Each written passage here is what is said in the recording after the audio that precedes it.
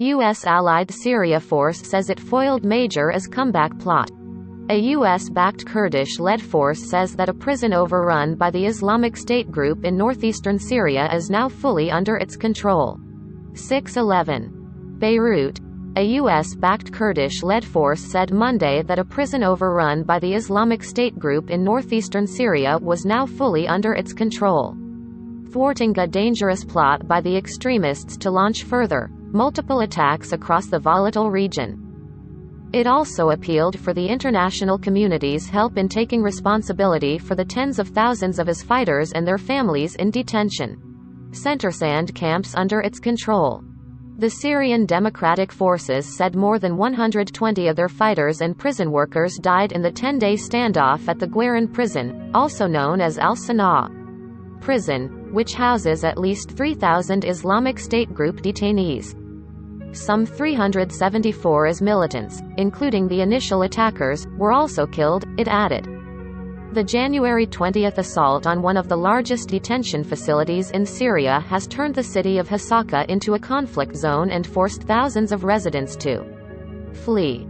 The fighting drew in the U.S.-led coalition, which carried out airstrikes and deployed American personnel in Bradley fighting vehicles to the scene.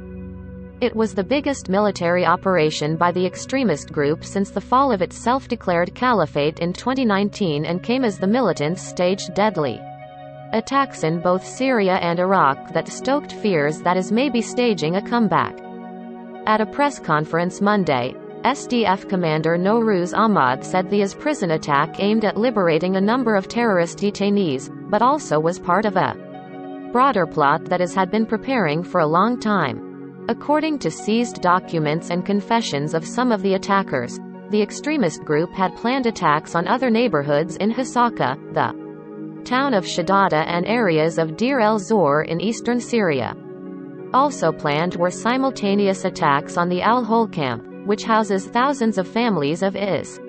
They, IS, wanted to launch a massive attack on the region, and once again to spread their terror and impose darkness on the people of the region and revive the terrorist organization once again, Ahmad said.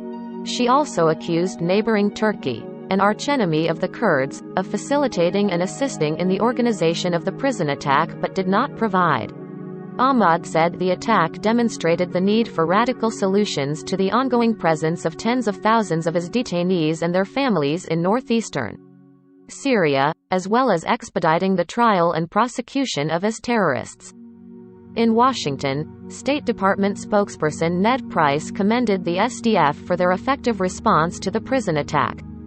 IS's desperate and violent tactics are a grave reminder to the world that the terrorist group remains a threat that can and must be defeated, he said in a.